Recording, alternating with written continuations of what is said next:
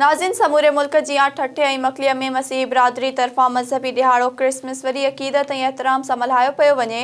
तक़रीब में मुल्क जी सलामती ऐं ख़ुशहालीअ लाइ ख़ुसूसी दुआऊं बि घुरियूं वयूं। उन हवाले सां तफ़सील मालूम कयूं था ठठे खां तनवीर ख़ासकेली खां। जी तनवीर, आगाह कजो।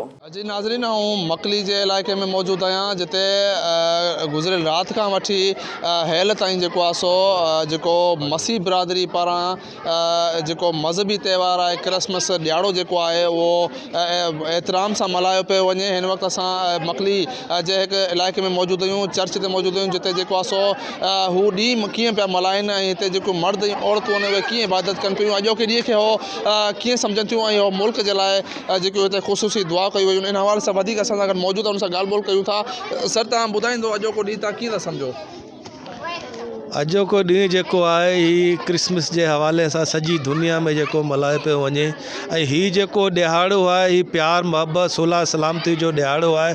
ही सॼी दुनिया में असांजो जेको अमन और सलामती जो पैगाम आहे सॼी दुनिया में वेंदो आहे ऐं असांजो जेको नबी आहे हू अमन ऐं सलामती जो पैगाम सॼी दुनिया में ॾिनो आहे त सभु को ॿार पंहिंजे प्यार मोहब्बत सां हिक ॿिए सां प्यार कनि ऐं सभिनि जा सुलह सलामती सां जेको हू गुज़ारनि। ही असीं जेको ॾिहाड़ो आहे 25 दिसंबर हर साल सॼी दुनिया में जेको इहा असांजो जेको इलादत मसीह जो ॾींहुं आहे, असांजे नबी जो ॾींहुं जेको आहे सॼी दुनिया में 25 दिसंबर ते मल्हायो वेंदो आहे। जो कि ॾींहुं असांजे लाइ ऐं सॼी दुनिया जे लाइ, असांजे जेके ॿिया ॿार सभिनि जे लाइ ख़ुशी जो मौक़ो आहे। ख़ुदा अल्लाह ताला असांखे ॾींहुं ॾेखारियो आहे त असीं इन ॾींहं खे ॾिसी सघूं ऐं मल्हाए सघूं।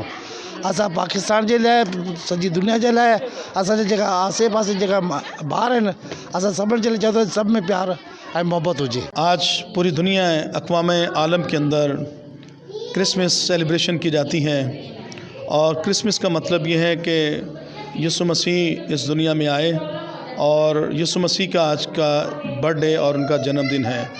तो सारी मसीह कौम और मसीह लोग जो उसके मानने वाले हैं वो क्रिसमस को सेलिब्रेट करते हैं। दुआ और कलाम मुक़द्दस का और मुल्क पाकिस्तान की सलामती और बका के लिए, और इसलिए कि हम पीसफुल अमन के बानी यीशु मसीह की गवाही देते हैं।